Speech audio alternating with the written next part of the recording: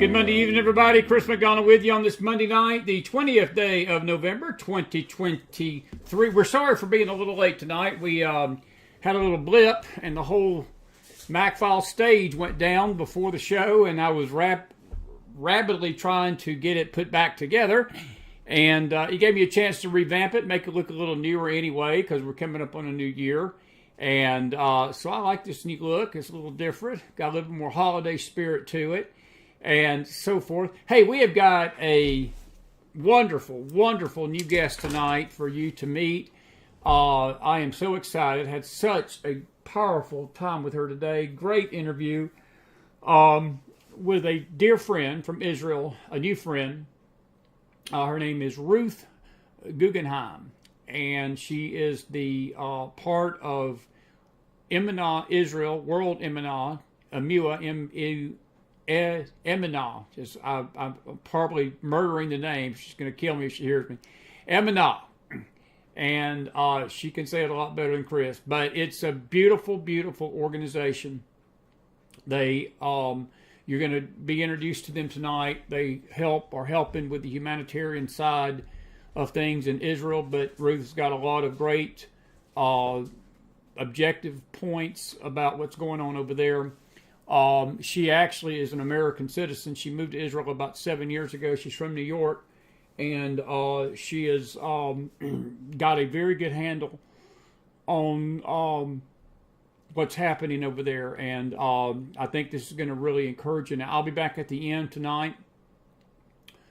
We may open the chat up. We may not to questions. We're not sure just yet. It'll be to me because this is pre-recorded. This is a pre-recorded interview. And I want you to listen very carefully and intently to her, and we'll come back and talk to you more about it at the end of the show. Again, we apologize for being a little late tonight, but we are revamping things, and part of the revamping is going to be a revamped stage, and it sort of gave us a chance to do a little new things with some older graphics, but some of them were so old we couldn't put on because we had Trump 2020. That's gone past, so we had to go with something that didn't have Trump 2020 in it. But anyway, listen, we're grateful you're with us tonight.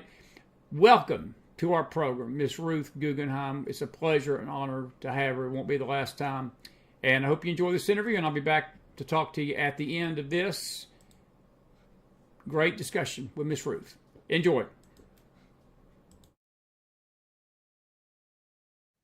And a good evening, everybody. Chris McGonough with you on a very special Mac Files pre-recorded interview. We are always grateful to have new guests with us, and we are super excited tonight and honored to have a dear new friend of ours over in the land of Israel, Ruth Guggenheim. She's from the World Emunah Israel Outreach, and it's an organization that is a humanitarian organization, but they do a lot of other things, and we're going to talk with her about that tonight. But we're also going to discuss what's going on in Israel itself. Ruth got to talk to her last week for the first time and hit it off with her really well, and I'm just excited to have her. And I want to say to you, Miss Ruth, thank you for being with us tonight on the Mac Files. And I will tell you this, like we tell everybody, now for the first 5 minutes of this, you're a guest. After that, this Mac Files bunch, they'll adopt you as family. So you're mishpachah after this. You're just family from now on. So once you break yourself in on the Mac Files, you're always welcome here. But we're just grateful to have you on this initial interview tonight.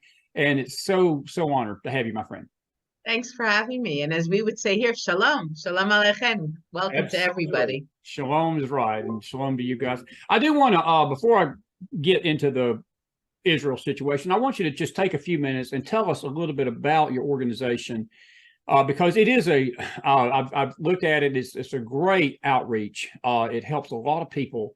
But Israel, especially right now, needs all the help it can get, I'm sure, humanitarian-wise. And you all do a lot of work in that area, but some other things. And tell us a little bit about the organization and how you fit into this and how we can help Israel through you. Thanks, Chris. So first of all, Emunah, which means faith. Emunah is the Hebrew word for faith.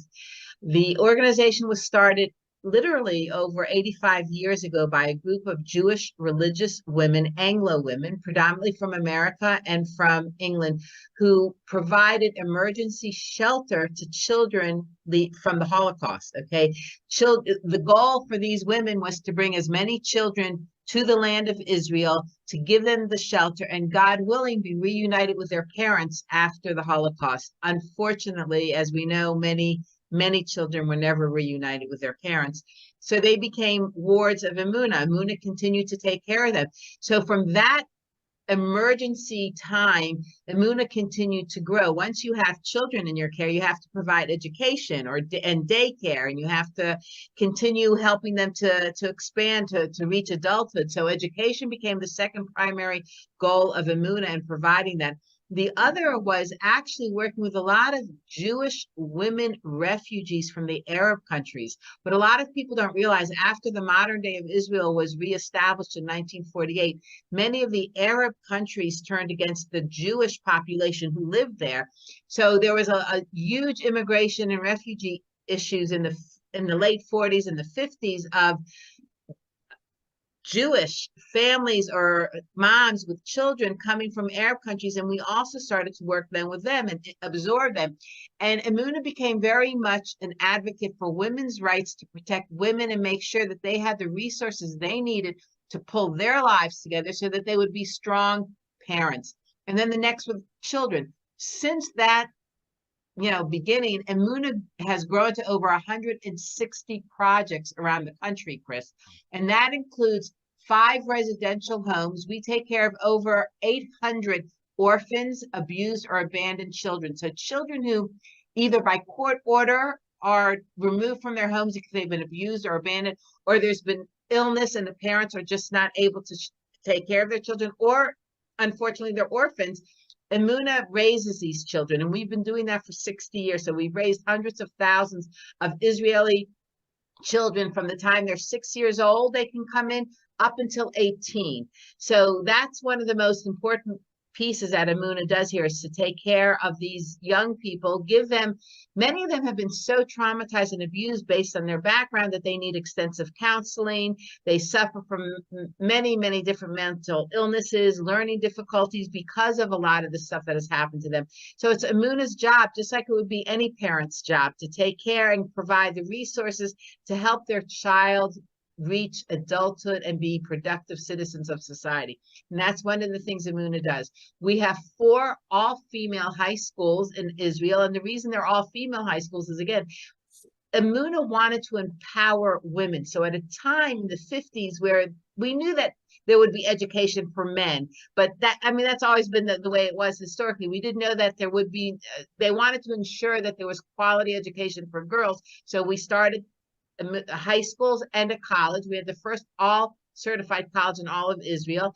And we have major crisis counseling centers. And right now, Chris, during this immediate crisis, our counseling and therapy centers are running 24/7. We have hotlines. We have over 110 therapists that specialize in trauma and grief counseling. And that's where we're focusing our energy now, to make sure that the people of Israel receive the resources they need to heal and go through this unprecedented war. And then later on, there's going to be post-traumatic stress. And we need to really work and make sure that we are out there serving the population of Israel. And that's pretty much Emunah in a nutshell. That's a lot of nutshell, my friend. We say in the Yeah, South. it's an amazing organization. Yeah. It's like the third largest, you should know, it's the third largest nonprofit, religious nonprofit in all of Israel. That's awesome. And we'll have the information out below where folks can go to donate and so forth and help you. Ruth, when I talked to you last week, it was right. This is conflicts about this war. I shouldn't say it's conflict. It's a war. It's been going on since October the 7th. That's a month and almost 3 weeks now. And the American landscape, we are getting ready to celebrate Thanksgiving here Thursday this week. But there's going to be a lot of Israeli families that are not going to be celebrating anything because they have lost more than just a day for a meal. They've lost family, they've lost blood, they've lost loved ones, children, mamas, daddies, grandparents, brothers, sisters, loved ones, wives, husbands. And I know that there's just a lot of conflict and when I say conflict, a lot of convoluting things that are going into this. And Israel's doing its best to fight a very ugly enemy in Hamas, a very barbaric, demonic enmity. I mean, there's no other way to put it. And then yet it's also fighting world opinion, which to me has always been worse than the war itself, because there's so much of this protest that's going on in our nation. And I've been ashamed, to be honest with you. I've been ashamed of our colleges. I've been ashamed of some of the things I've seen here in this nation. But I want to speak to you from Israel's standpoint. As y'all are looking out, as I changed it, as you're looking in from out, we're looking out from in. What's the conditions on the ground there right now, and how's the nation handling this? I do want to just throw this in. You said something to me and it touched my heart. You probably didn't realize it, but when you were talking about that the nation had been sort of divided, because we have divisions here in this country. I think all nations do, but I've been watching Israel's situation from afar, and I know that there had been a lot of conflict politically over some things, but you said that this conflict has seemed to have brought the people together in spirit, and it has united Israel in a way that has not been united. And you can speak to that if you'd like, but it's a shame that wars have to do that. It's a shame that we can't come together without having something like this tragedy's happened. And I'm just curious how things are going on right there, both politically, spiritually, and emotionally for the Jewish people right now. So first, I would like to address what you brought up in terms of prior to October 7th. Anyone who is following the political scene in America or in Israel here about the Israeli politics, there was a huge division both in Israel, and it was obviously impacting our sisters and brothers in America and in other countries. Everyone was taking sides. You were either left, right, you were middle. Everybody had an opinion. We've always had an opinion, but it got to a point where there were rallies here and everything. A lot of the protests that were happening in Israel and also on the ground in America had to do with what we call the left, the far left here, the more secular community, really fighting this administration. When Netanyahu became prime minister, whether you like him or not, that's not even the discussion here, but he brought with him, he won the slate on a more right-wing democratic angle. Right wing here, similar to, I would say, in America, meant a more religious belief system. Sure. They wanted to see more religion brought back into the society. And so there is a huge conflict. People who are on the far left do not like to be in a religious environment. They don't believe in it. They don't want to practice it. And again, everyone has their choices, but they were so afraid, the left, that the government would totally change its stripes and all of a sudden impose unrealistic expectations. That was never the platform. Netanyahu himself is not that religious of a person. But what I would say, what was happening here and over in America, was such a division between the left and the right. And when they were doing rallies, they were getting really nasty, Chris. I mean, it was like you couldn't stay in the same room anymore. There were families sitting at meals, and everyone was at each other's throats. It was something we hadn't seen before.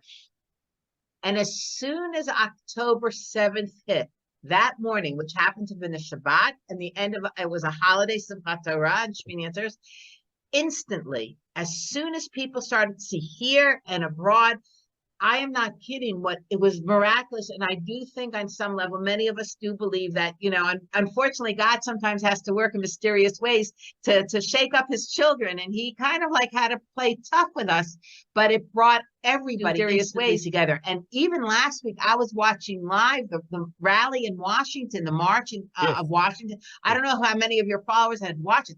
It was so moving. It brought tears to many of our eyes here. First of all, I'm an American by birth, obviously, and only moved here 7 years ago. But to see my people united and to see left, right, reform, conservative, Orthodox people, observant, everybody standing united, everyone singing together, everyone praying together. If you didn't want to pray, you didn't have to, but it was the idea that the unification. And here in this country, Chris, I'm telling you, this has been the silver lining, unfortunately. And I think everybody realizes that we needed a wake-up call. And I think the only way Hashem, that God knew to do this, and we know this from the Torah, we know it from the Bible, when things always happen to our people, our history, from way back in Genesis, God didn't like what was going on and he had to shake things up. Well, shaking things up, it may not be easy, but in reality, it gets us back on track. And that's what happened here. I'm telling you, since I have lived here, I have never seen everybody united. You see videos, we see people talk. You see a very obviously Orthodox people hugging people that are clearly secular, uniting, sitting down, having coffee, dancing together in the streets, praying. That is the miracle that is coming out of this. Man, that's wonderful. That's bringing tears to my eyes to hear it, because look, we need that. Ruth, we need that here in America. Look, we need that here. And, I think about 9/11 back in 2001. And it happened briefly. Right after that, we had a little bit of pause in all this political toxicity and this animosity and this vile, back and forth and name calling. And then it just seemed like, again, like everything does, it fades into the woodwork. But I'm praying that this lasts in Israel and your nation and our nation. I'm with you. I don't know why it is with societies and people in general that it takes tragedy to get us to stop our busy lives and to look inside at the values and the character of our heart, and to see that we got to love each other. We got a society that God's commanded us to love our enemies, even love each other, care for each other. And it's rare that people do that just on their own free will. It takes something to shake them. And you look at families, it's the same thing. I don't want to get off preaching on that, but it's true. But it's good to hear that at least has taken place. I want to ask you a question more on the war itself. I know these hostages, that's the big story over the last few weeks, the emergence of this dialogue between the Americans, quote unquote, wanting Israel to pause, which I do not believe it's ever been a good idea for them to pause anything, because they never talk about Hamas pausing. It's always Israel pausing their offensive. But at the heart of this request was that we want to get as many hostages out as we can. And now I read yesterday that, or day before, that maybe Israel has cut a deal with Hamas on these hostages. But my question to you, and how can you trust Hamas to hold up this deal? And do you think that some of these hostage releases that have taken place have been more, I call it dressing up a pig, to be honest with you. Window dressing, I guess, is a better word. Window dressing to make them think, or make the world think, that Hamas has all of a sudden found Jesus and found, love in their heart for the Israelis, which they don't. I think it's just all a scam to get Israel to stop shelling the what out of them and pause this war. And I think it's hurtful that we back this play in America, because we should know better that Hamas is not going to do anything without a bigger reason to destroy Israel. I think you're on target there. Right now, as of at least a few hours ago, what I was reading here, what's in playing out, is that there has been, in theory, a negotiated transfer of up to 87 hostages. And for that, there would have to be a 5-day ceasefire and more humanitarian aid. They wanted 500 trucks a day, and Israel said 200 trucks a day in terms of humanitarian aid. I can't speak to that, honestly. It's a horrible situation that Israel's in. I mean, they have to get the hostages out. Apparently, Hamas is not stupid. They really... No, they're not. They have played this out. I mean, they don't have the hostages in one location. They are dispersed, which makes it a lot harder. It's not like, if you recall, many, many years ago, the Entebbe, when they went in and they rescued in the Entebbe, and other times there have been hostage situations, but they kept all the hostages together. So it makes an attack, an outside coming in and saving them, viable when you have everyone together. But they were smart, and they have them all dispersed somewhere all over Gaza and in these tunnels. And if you've been following what they're finding with these tunnels, I don't know how the world, it's like, how would you like to have tunnels coming from one state into the other and all that? And what's really sad is Israel knew these tunnels were being built. They've been going on since Clinton's day. They've been going on Absolutely. for 25 years. People know this. They knew that the humanitarian aid, the billions and billions of dollars from the UN, were going into a lot of this construction. Nobody stopped it. Israel kept trying to stop it. Over the years, there was always these every summer, every March, there were these teeny wars. Hamas would keep sending the rockets. Israel finally retaliated. The world got angry. They had to stop after 3 days, and have these ceasefires. This time they said enough. It's like, this is way beyond the pale, and how they have killed and mutilated and just came in. First of all, I don't know, we can debate, and no one really knows how this happened. I mean, there's going to be a whole inquiry here with the government and the IDF. Who let it happen? Why did it happen?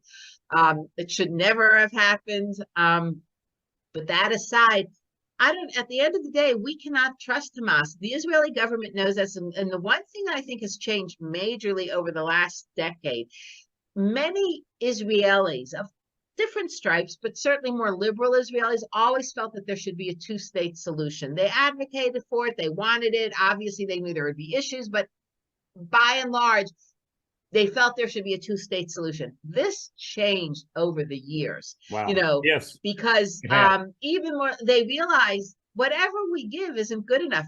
People, what's sad, Chris, is back in the States, for sure, especially people who don't follow the history, they're not even taking 5 minutes to bring up the correct facts. Nobody knows that Gush Katif, the Gaza Strip, was all Jewish, and it was given back.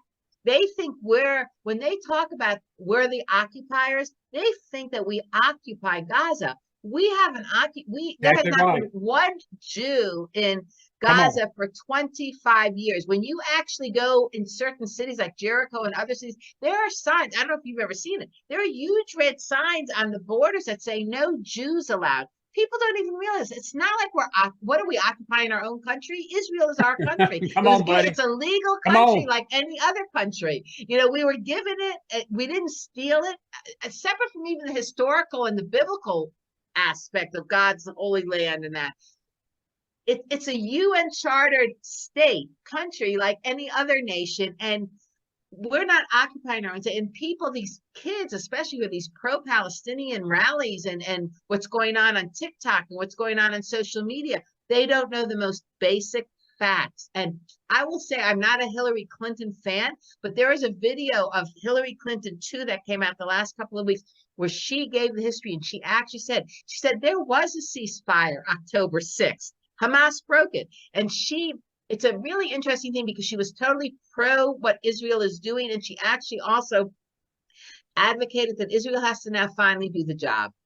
Yeah. and Well, get rid of Hamas, because they are, it's not even the white elephant in the room. They are evil, and they are out to get anybody that doesn't have their mindset. People in the world don't even realize that they hate Americans. They hate they Western do. culture. They're going to come after the Christians, after the Jews. You know what I'm saying? We're like the front gate. No, absolutely. Once you're in that gate, it can be open season on anyone in their mind. Well, I think there's a saying, first the people of Saturday, then the people of Sunday. It's sort of like it's a Hamas saying that's out there.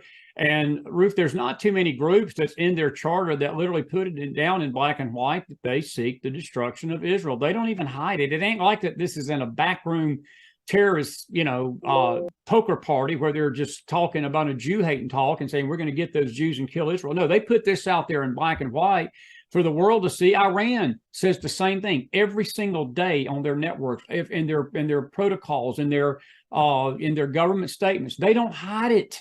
And yet, I'm with you. This world, right. this world. You could Google the Hamas charter. We did a show a few weeks ago, and we brought up the whole Hamas charter, and people had no idea. They just don't know it exactly. It's in black and white, and it's not one sentence. It's their whole charter to destroy Israel and the Jewish people. This has nothing to do with Israel in reality. It's not pro-Zionism, anti-Zionism. It's anti-Judaism, and they are fighting a religious war, and people need to realize that. Do you think that Iran is behind this more than we're being told, or do you think there's other factions behind this other than just Iran?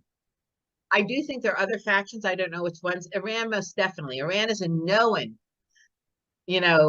supporter, not just supporter, but they are the main funders. But I do believe, Chris, that there must be other partners too. Yeah, I'm with you there. Let me ask you a question. This is simply an opinion question. As again, you're looking in from out. I'm looking out from in. I see the stuff here in America, and it just frustrates me beyond no end. I get a little fired up on my show at times, and I lose what faith I have. Sometimes I have to go back and repent and say, Lord, forgive me for what I said last night, because it just fires me up. And you go back to these kids not knowing history, the people that are protesting, holding these Palestinian flags up, not even realizing when they're saying stuff like from the border, from the river to the sea, from the river to the sea, they don't even realize what they're saying. I mean, and if they did, I don't know if it would make a difference, but if they did know, I would pray they'd have a little bit of common sense, not to be chanting that walking down the street. But from a perspective of an Israeli, and even from an American citizen's part, but just the Israeli people, the Jewish people from Israel, looking at our nation and looking at these protests around the world, does it not send a chill up your back? Because to me, Ruth, there are so many parallels to the tenor of the atmosphere that it seemed to be in Nazi Germany back in 1937, 36, before the onslaught of full-out Jewish genocide hit with the man of Adolf Hitler. And I can't seem to get people to recognize this over here, not most, that the rhetoric is the same, that it may be a little different coming from a different source, but the rhetoric and the goal is the same thing that they were saying then. And words are important because you and I both know people are affected by what they hear.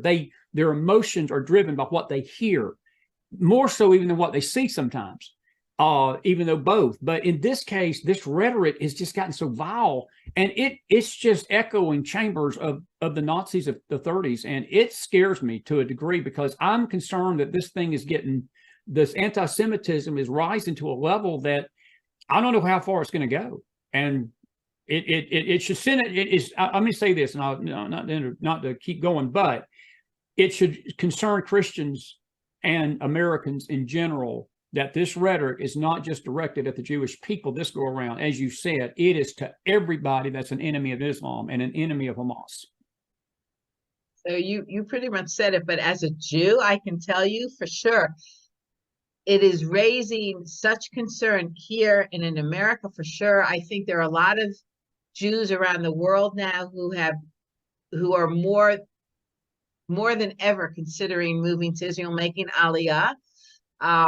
it's not easy for everybody. I mean, in America, they're going to be leaving, in France and Australia, different places, some very comfortable lives. I mean, Jews, wherever we go, establish ourselves, work within the system, establish businesses, become successful. Thank God. I mean, that's a blessing from God. And then when the tide turns, we've got to leave. I mean, I would hope personally that more people realize that this, and I think they do. They're getting to realize this is the beginning of the Shoah. This is the beginning of the end for American Jewry on some level. It's going to be America's loss and any other countries. I don't know if you know, I mean, there's a curse on a country that ultimately kicks out the Jews. If you follow history over the last 3,000 years, wherever the Jews were and established themselves, and then they were kicked out, for and the tide turned, that was the beginning of the end of that country. And as we all know, Genesis 12:3, God says, he who blesses Israel shall be blessed, he who curses will be cursed. Ultimately, America's time is running short if they continue this. I mean, I personally think it's amazing that Biden has stepped up to the plate. I don't know I don't know if it's going to continue. I believe on some level Biden and the government are already starting to put undue pressure on Israel. But even the mere fact, it took us all by surprise, Chris, I think, here to even see that Biden stepped up like he did. If you remember when Netanyahu went into, he wouldn't even speak to him for 6 months. I mean, that was an insult no matter what. You don't have to like the guy, but we're supposed to be allies. As allies, you congratulate your counterpart, if you will, or you invite them or something. There was such a direct snub. It was unbelievable. And I don't know, and maybe it's God's hand, I don't honestly know how Biden and his administration became so supportive until they're going to stop. But even the fact that happened is amazing. And Biden came in the beginning of the war. That was unbelievable. Yeah, I'm with you. And look, I'm no Biden fan like you're no Hillary fan. I'm no Hillary fan either, but I have to give credit where credit's due. And I do believe it was the right move.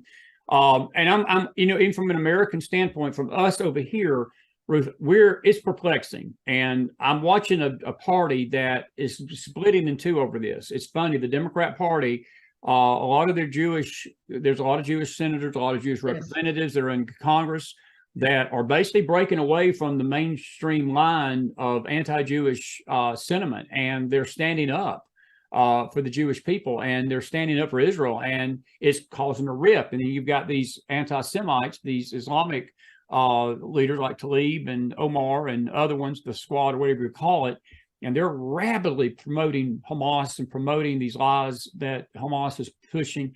And it's just this convoluted mess, and I don't know where it's all going to end. I will say this. I have wondered the same thing you did. I've never understood how much depth this support of Israel is going to go, whether it's going to be at a point that Joe Biden's going to go to and then he's just going to cut it off and Israel's going to be on their own. I don't know if it's window dressing itself, maybe for the sake of his constituency.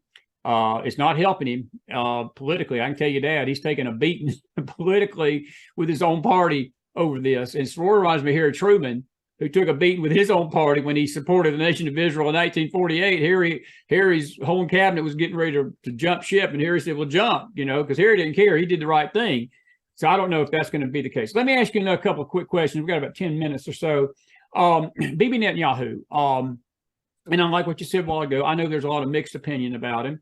I personally believe he's a good man. I know there's not going to be a perfect leader. We don't have any perfect leaders over here. I know Israel don't either.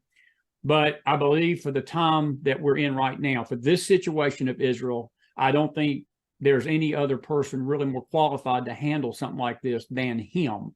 And that's just my opinion. Again, looking out, looking in. But from the Israeli people's perspective, does he have their full support right now? I know you mentioned a while ago, and I'm glad you did, that there will probably be a coming together after this is over and if this ends, and there's going to be a lot of questions and a lot of things brought up, and what did you know, what didn't you know, why couldn't we have stopped this? And now's not the time to do that because Israel's in the middle of a war. But do the people in Israel basically have his back on this, or is he pretty much got the support of the people? This is my opinion, and based on my own observation and what I'm reading, no. I mean, I think Netanyahu was an excellent prime minister before. I voted for him and I was very proud of him. I will never forget years ago, his standing in front of the UN and showing things. And it was actually right before, it was the holiday of Purim. And he put on a kippah and he talked about the holiday of Purim and the story of Esther, okay, and what happened. And I was so proud and I cried, yeah, again, because this is like emotional stuff. I was so for him. I think he had a strong presence. He wasn't weak. He was strong. He was strong in front of everybody. He presented Israel beautifully, and I believed everything he used to say. I think even now there are a lot of people. He's lost it. You know, I guess in modern terminology, he's lost his mojo. Something happened here. And again, even separate from the inquiry and what will happen, I'm not sure he's doing everything right now either. I don't know. And the government, a lot of people just are, would this war be so long? Would we already have the hostages if he was the man he used to be? Well, I think you bring up a very, very good point. And I'm glad you brought this up because I have felt the same way to a degree. Because in this kind of conflict, and again, this is why Chris McDonald will never be prime minister and never be a president, because Chris would handle things a lot differently. Look, there would already be a hole in Gaza the size of Texas, because I would not have put up with because this barbarism, Ruth, was not an attack on military installations. This was not some kind of an attack in retaliation of something Israel did or something like this. This was a barbaric attack on women, children, men, women, boys, girls, babies beheaded, babies right in ovens. It was against the people. It was against the people. The rape of women, that was on a scale. The only thing I can liken this to was what I heard coming out of Rwanda during those years of the genocide down there, that the mass rape in Congo and the mass rape of Rwanda. This is the only of history and in the terms of these events that you can even put that in perspective to compare it to. And yet it seems like they've not taken the gloves off fully. And he keeps seeming to pause every time the world hiccups about what they do. And he can't afford to do that because he's the leader of Israel. He's responsible for the welfare of the domestic security of the people of Israel first. He's not responsible for the domestic security of the United States. He's not responsible for how the United States feels about this. I know we need America. They need America. America needs Israel, though. America needs Israel in the Middle East. They don't realize it, but we need Israel. We need Israel. And he has got to realize that if he's got to do this, because Ruth, I listened to a Hamas leader here 3 weeks ago. He was bragging. I don't know if it was the Hamas leader, but he was bragging. He told this guy, he said, we are going to do this as often as we can until we succeed in driving Israel into the sea. And you know what he basically said? He said, I don't care if it's 10-7, 10-8, or 10 million. He said, we're going to do this again.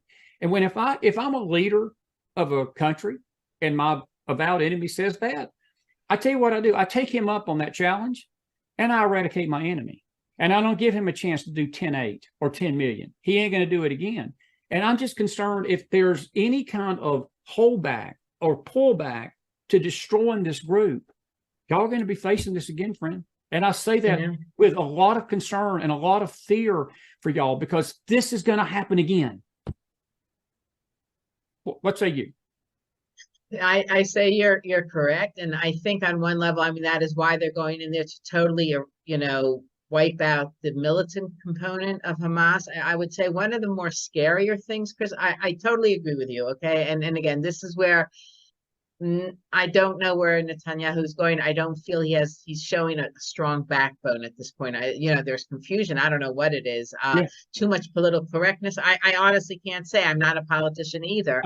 But you said something and now I couldn't remember. I feel like I'm having a senior moment here. What was I going to answer you separate?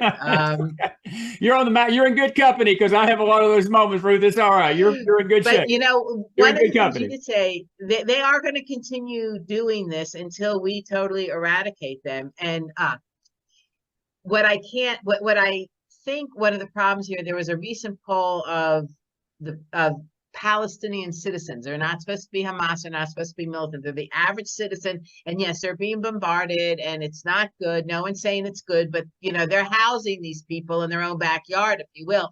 And from what I read, at least 75% of the citizens of Gaza supported what Hamas did.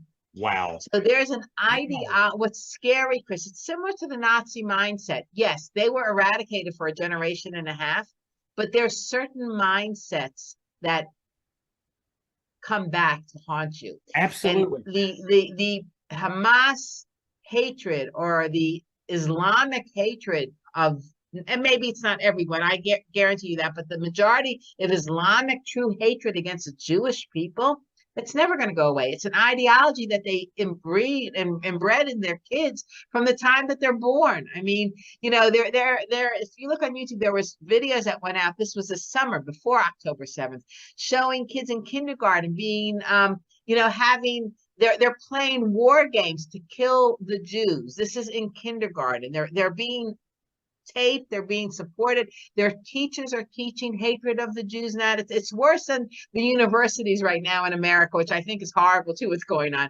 But these kids, you grow up with hatred of the Jew. So if you're hearing this from the time from cradle to death, it can't be eradicated. Ideology is not going to be eradicated.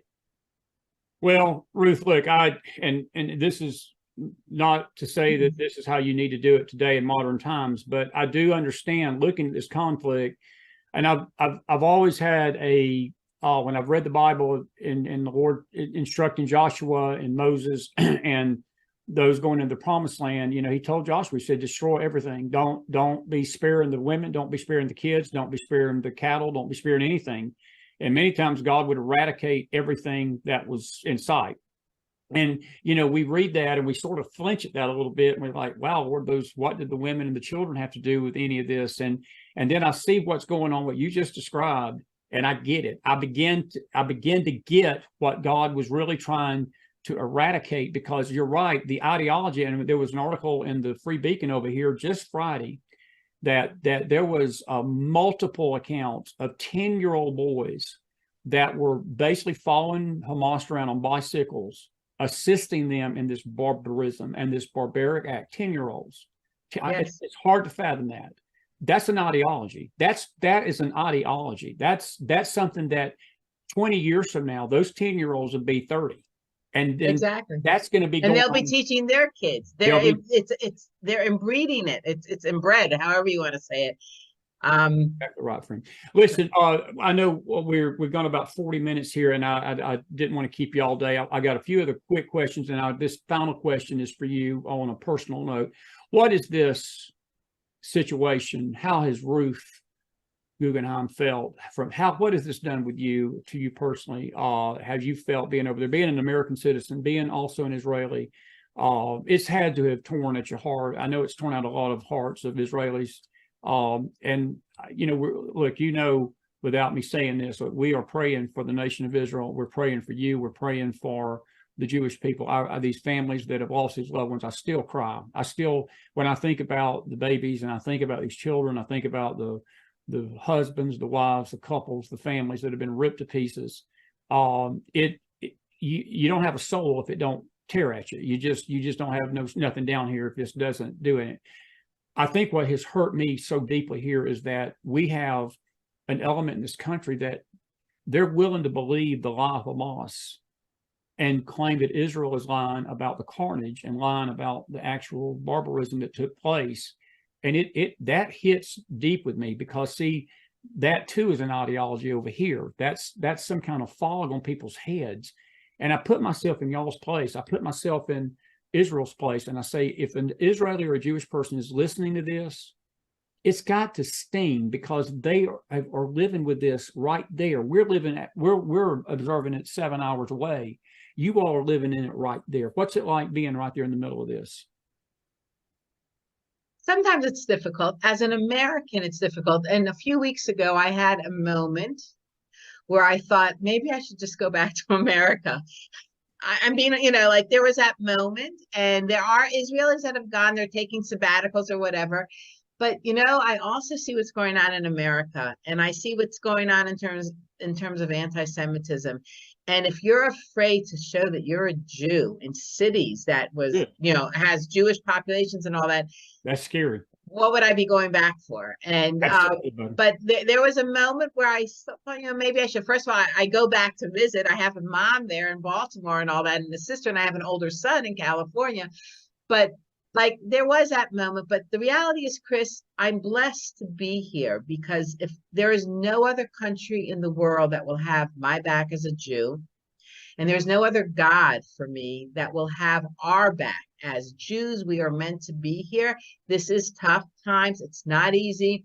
I've been blessed by working for Emunah, World Emunah, and working especially with Christians who have a heart and love for Israel. That has been, for me, one way of reinforcing my own, when I go through my own little panic attacks. It's good to know we have friends. If nobody had our back or believed in what we are doing or believed in God's promise to us, it would be really scary. But the mere fact that I have been blessed to have extended family outside of the Jewish community because of what I do, and to build these friendships, that has been reinforcing to me. And the other thing is I happen to live in Jerusalem, so I don't want to mislead anyone. Jerusalem happens to be one of the quietest cities.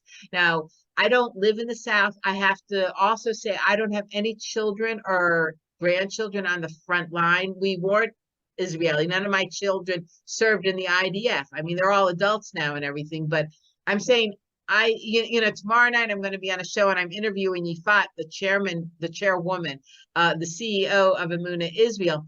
I was talking to her today. I didn't realize she has 4 children all on the front line, and even a son-in-law. So that's like 5 people of her immediate family. So I said, like, wow, how are you like just keeping it together? She's doing such an amazing job as the CEO of Emunah. Yeah. So almost everybody I know here has children or grandchildren or both on the front line or in the military. And that's a lot harder, to be honest. So we pray here all the time for the soldiers and that, but I'm not so personally affected from that point of view. As we close tonight, how can we help you? I know donations, you need donations. Is there any other thing that we, as American believers, American patriot citizens can do to help Israel right now? I know the prayers are definitely needed, financial support. Prayers, the financial support is always appreciated. But I'll tell you, Chris, one of the best things that you all could do for me and for Israel right now is when I come to America in February, I would love to be introduced in communities to churches and to community leaders. Enabling us to tell our story and raising awareness is one of the things that each and every one of you listening can do that, because you could get back to me through Chris, or Chris can send my email and say, hey, you're coming in February. I'd love to host you in Tennessee or in Texas or in Florida or in Delaware. We have a church, or I can do a meet and greet at my home. The more we can raise awareness and build relationships, and that would be a miracle, honestly. Chris, that's the most important thing right now. Well, that sounds like a winner, and we'll work toward that. And I'm looking forward to seeing you in February. Ruth, listen, I mean this very seriously. We so are grateful and honored to have you tonight. And this is not the last time you'll be invited on the show. I know you're busy, but I want to thank you for taking your time out to be with us tonight. And you're welcome anytime. And should something major break, and I'm glad you brought up the fact you're in Jerusalem, because it's ironic that people have sort of, I think, forgotten this fact that there's a Fatah. Fatah is right in Jerusalem's backyard. And it's been a miracle of God to me. And I think it's God's protection on that city that y'all have not had something more devastating happen since these attacks, because these forces that are behind Hamas, they're just probably waiting in alert for something. And if it touches Jerusalem. So, one of the things is we've had rocket scares. I mean, I've spent some time in my bomb shelter and that, but they would be fools to attack Jerusalem. Their own religious site is supposedly here. You know what I'm saying? It might be third in line, but in theory, Jerusalem is the home for all 3 of us. You know what I'm saying? All 3 religions. So why they couldn't attack us? If they do, it's self-destructive religiously. But Chris, if I could just say my Yeah, email and then they can get it from you. That sure. it's very easy. It's Ruth, Ruth, Ruth at worldemunah.org.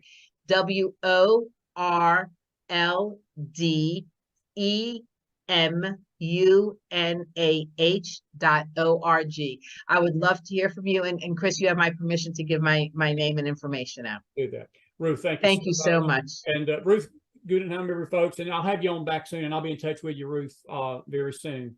Folks, Okay, we'll come great. back with the final word. We'll be right back. Shalom. Shalom. What a beautiful lady right there. My goodness. I hope you enjoyed Miss Ruth Guggenheim tonight from Emunah, Israel, worldemunahisrael.org. And she was absolutely fantastic. A lot of information there.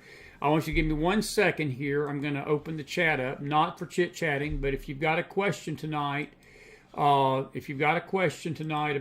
what Ruth was saying or a comment, I'm going to let you put it in the YouTube channel tonight. We've got roughly about 164 of you in the house. We had a few more than that, and then it's fallen back. But listen, we're grateful that you've been with us on this Monday night.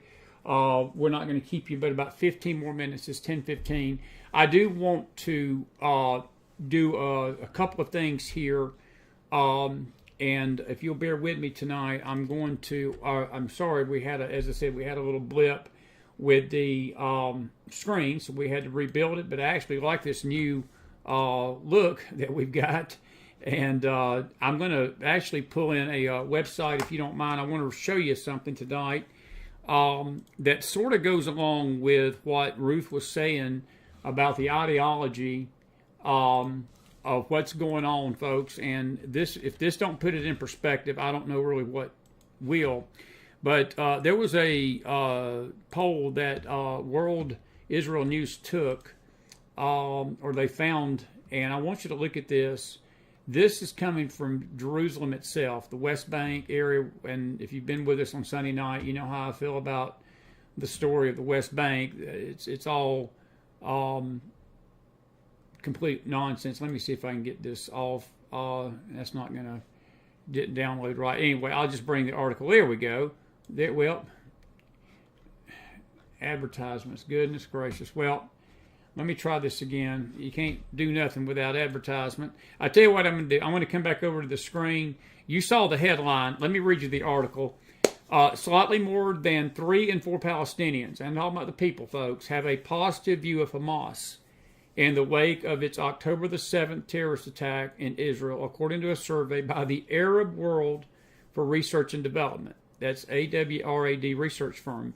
The Ramallah-based institute polled 668 Palestinian adults at the southern Gaza Strip, Judea, and Samaria between October 31st. That's just a few weeks ago. So this ain't right after the attacks. This has been given a month to go on, month and a half now. And this was just taken right around the end of October. The Palestinian poll, the first of its kind since the attacks, found that 48.2% of respondents characterized Hamas' role as very positive, while 27.8% view Hamas as somewhat positive. Almost 80% regard the role of Hamas's Al-Qassam Brigade's military wing as positive. Hamas killed more than 1,500 people, mostly civilians, and wounded thousands in the October 7 attack in southern Israel.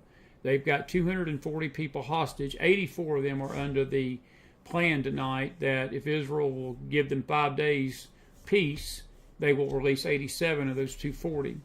When asked whether they supported or opposed Hamas's actions, 59.3% of the Palestinians surveyed said they extremely supported the attacks, and 15.7% said they somewhat supported the murderous spree.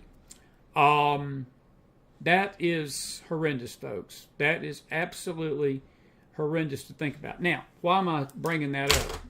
Because there are a bunch of liars on Twitter tonight, and liars on Facebook, and liars in this audience, not this audience that's listening to me, but the world of La La Land out there beyond you all, that are still claiming that Israel is committing is the one committing the genocide against the Palestinian quote unquote people.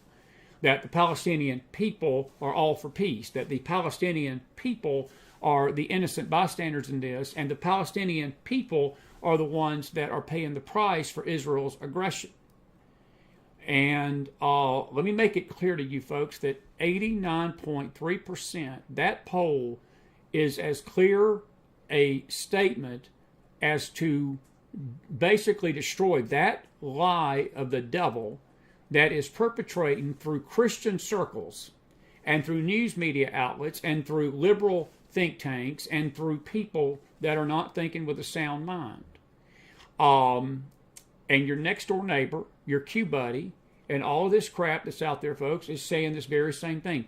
They support what Hamas is doing. Now, these cowards out there that would not dare come out and say that, but they do it subtly by throwing shade on Israel and calling Israel evil and questioning Israel's existence, questioning the validity of Israel's origins, questioning who's behind Israel, questioning everything that Israel does, just like they do America, just like they do here.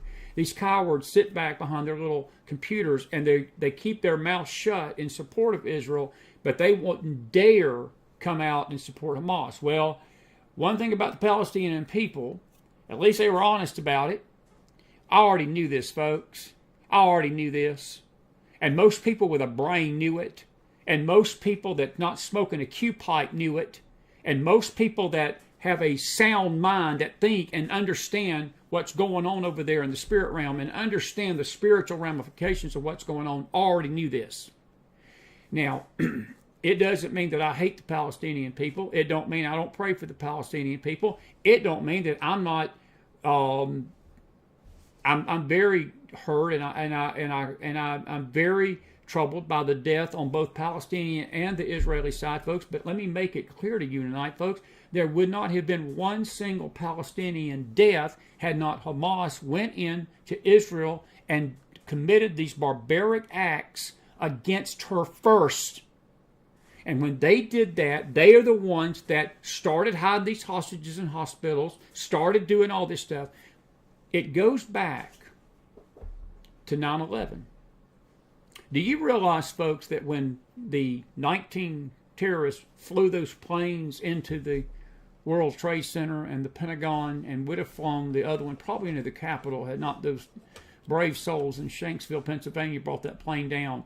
It was on that same day that these same Palestinian peaceful people, these wonderful, loving people, were rejoicing in Ramallah over the destruction of what those 9/11 hijackers did to America, if I need to remind you of that.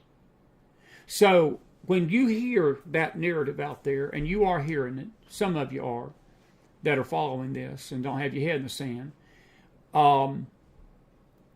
folks, that is a lie, that the Palestinian people are not supportive of Hamas. I just read you the article. 89.3% are.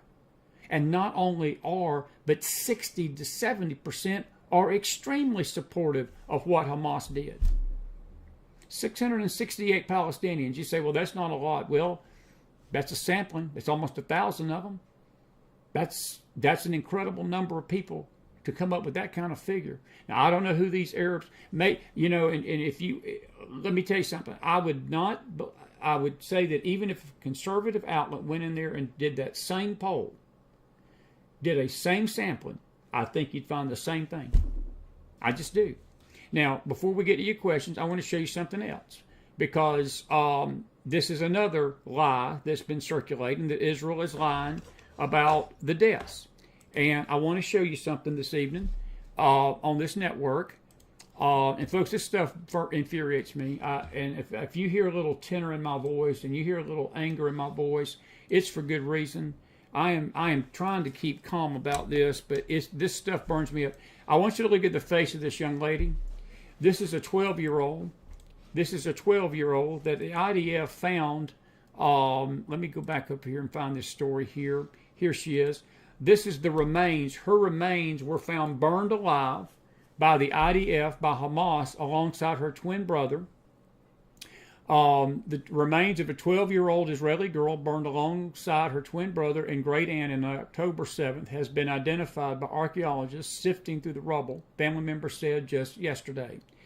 Liel Herzironi was murdered together with her twin brother Yanni and their 73-year-old great aunt Aliyah in the attack on Kibbutz Be'eri after they were taken hostages by Hamas Palestinian terrorists who were then engaged in a firefight with Israeli security forces. The twins had been raised by their grandfather's sister after their single-parent mother had suffered brain damage immediately following the C-section due to a tragic hospital mistake.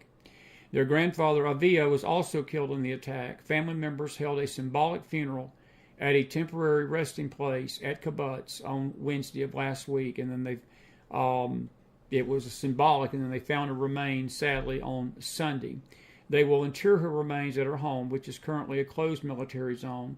10%, folks, of the 1,000 members of the Berean community from the Gaza Strip were murdered during the assault. And there's been a team of, they say, about 15 archaeologists assisted by Israeli soldiers were called in because even after the search and rescue teams scoured several communities, scores of people remained unaccounted for. Some had been burnt to ash. Folks, let me tell you something. I want you to look at that face tonight. I want you to look at that face. And you damnable liars out there that are out there lying and claiming that Israel is lying about the carnage and lying about the burned babies and lying about the things that Hamas did. And you pathetic liars and you cowards, you spiritual cowards, that will not condemn this in the most uncertain terms and not condemn Hamas and not put your support behind Israel because you're scared of your Q buddies might think you're part of the elite. Let me tell you something. There is no worse fate for you that awaits you. I want you to look at the face of this 12-year-old girl, folks. She was burnt alive. She was burnt alive. My precious friend Cleo sent me something tonight. Precious. She sent me something tonight. Israel, and it was well said, beautifully said. She said, Israel is fighting a fight alone for all of us because the world will not stand with her and condemn this terrorism in uncertain terms and not leave any room in any kind of leeway, any kind of wiggle room to condemn it in no uncertain terms. Israel is fighting alone. You heard Ruth talk about it tonight, folks. They're fighting this by themselves. There is nobody fighting it with him. And the thing about it, the whole world should be in the Gaza Strip cleaning that terrorist group out tonight, folks, for the barbarism that has been committed by these terrorists. But it will not be. But I want to speak to the church tonight. I want to speak to these spiritual, pathetic, lying cowards that go on their telegram room and act like bastions of spiritual voices, but yet they don't have the moral clarity and the moral courage to condemn terror and condemn evil. And throw shade about Israel and throw this shade and throw that shade and question this and question that. But you got 12-year-olds that were burned alive, and you can't even find half of a community, 10% of a community that was burned to ash. And you don't have the moral clarity and courage to speak up and call it for what it is. Keep your mouth shut. If you can't call this evil, then we don't want to hear what you think God's telling you. Because I'm going to tell you something. The God that's listening and talking to you ain't the God of heaven. You're listening to a God, all right, but it ain't the God of heaven if you don't have a moral soul to condemn evil in these terms. So why don't you just keep your mouth shut and watch what you say? And you say, well, that's a little rough, McDonald. You doggone right it's a little rough tonight, folks. You doggone right it's a little rough. Because that's the enemy we're fighting. That's the enemy we're fighting. And that's the enemy, folks, that is coming after America. That is the enemy that is coming after the...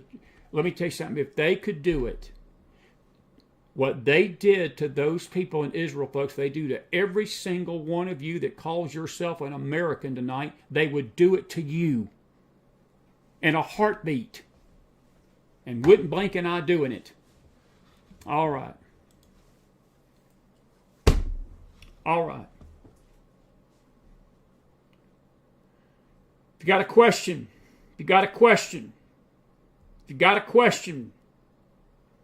put it in the house real quick. Anything in Facebook tonight. Anything in Facebook tonight?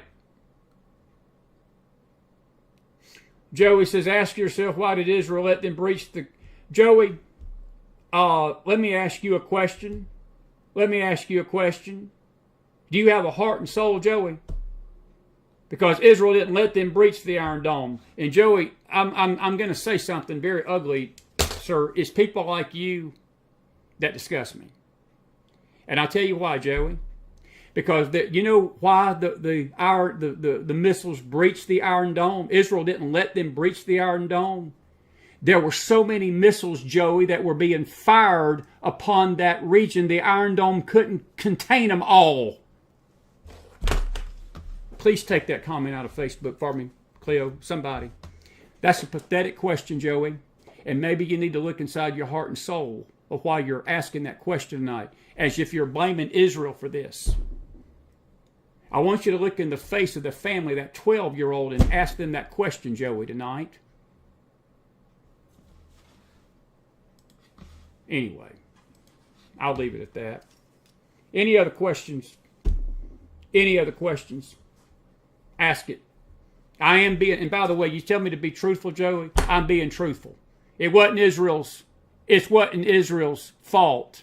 It wasn't Israel's fault. It wasn't Israel's fault. It wasn't Israel that attacked a Hamas kibbutz and a community and burned children alive and basically burned communities to ash and cut the heads off of babies and put babies in ovens. And we're worried about whether the Iron Dome couldn't handle some missiles. Anyway. Questions. You asked me to be truthful, Joey. I was truthful. All right. Any questions? Got questions? Let's do it. Got 10 minutes, folks. 3 minutes. We're at 10:28. If you got no questions, I'm going to say goodnight. I want to say goodnight. Anything else? Anything else tonight, folks? Anything else?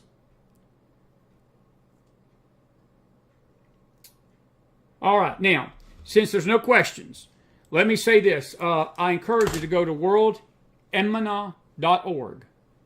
worldemunah.org. And feel free, folks, to do as the Lord leads you to help Ruth. She's going to be back with us. She's going to be back with us. She was great tonight. She gave you her heart. That was from a person that's over there in Israel. She's in Jerusalem. She wasn't near the southern border. She wasn't near the southern border. She wasn't near the southern border. But the whole nation felt this attack. It was an attack on all of them. Folks, if we can't see that it's an attack on us, we're in trouble. It wasn't just an attack on Israel, folks. That was not just a barbarism attack on those kids and babies and so forth. That was an attack on all of us, on humanity. And again, if we don't have the moral courage, if we don't have the moral clarity to see that as evil, and the only thing we're worried about is whether Israel let them breach the Iron Dome, really? Really? Is that what we're concerned about tonight? Are we concerned that the Mossad helped create Israel? Are we concerned about, the Rothschilds and the Rockefellers behind all this? And you look in the face of that 12-year-old that was burned alive by her twin brother. And you look at a family, and then you're going to look in that family's eyes and tell them that that's what we need to be concerned about. Not the death, not the burnt ashes of their loved ones, but this crap that I hear being circulated all over. And then the other side of this, Israel's such an aggressor, and Israel's such a colonizer. And you heard Ruth tonight, folks, they've never occupied Gaza. Look, if Israel wanted to occupy that, it's Israel's land, honey. They own it all. They annexed to Gaza thanks to Mr. Ariel Sharon's stupidity and dumb foolery, dumb blank stuff pushed by George W. Bush Jr. It's been the Gazans, baby. The Palestinians they've had their desire and their will, and they've had their desire to do it. And they elected Hamas. And 89.3% of them tonight, they support what Hamas did. So the next time that your anti-Semite buddy tells you how much Israel is an aggressor and that they're just doing genocide on those poor Palestinian people, you might need to remind them that 89.3% of the Palestinian people supported the murder and the killing and the beheading and the burning of babies and the burning of 12-year-olds. We need to look inside our soul tonight, folks, this Monday night before Thanksgiving. We need to look inside our soul. And I want to say it again, folks. I don't blink an eye saying this. I'm sort of sick and tired of all of these people out there claiming their spiritual voices, claiming that they got all this spiritual knowledge, and claiming that they've got all of this spiritual insight to this, and spiritual insight to that, and spiritual insight to that. And then they sit there and watch this tragedy take place, and they do not have an ounce of courage in their pinky to stand up and declare it as evil. Your prophetic mantle, or your personal mantle that you claim you're carrying, rings very hollow with me. You've got no mantle. You're nothing but a coward. And a spiritual one at that, and that's the worst kind of coward to be. And that is my final word on this Monday night. That is my final word on this Monday night, on this 20th day of November 2023. I will see you in the morning on the Faith Network. And I will see you tomorrow night here back on the Mac Files. And then when Wednesday, we've got some special shows. We're not sure what's going to go on Wednesday. I got to get with Bahaj. I know he'll be with me Wednesday evening. But Wednesday night, we're going to have a faith service, but it's going to be very abbreviated. And we may even go earlier in the day because we want you to spend time with your family on Thursdays and Friday. There'll be no shows this week after Wednesday at all. But listen, we thank you for being with me tonight, and we hope you enjoyed Miss Ruth Guggenheim. She was beautiful, great, and just a sweetheart. You could feel her heart. When we interviewed her earlier today, and I felt the presence of God from start to finish with what she was saying, and she was giving you her heart for Israel. And she's coming as an American citizen, American born, but she's an Israeli citizen. And our prayers for her tonight, and our prayers for you. Be with me tomorrow night. And we thank you all for being with me tonight. Have a great night, folks, and be blessed. Good night.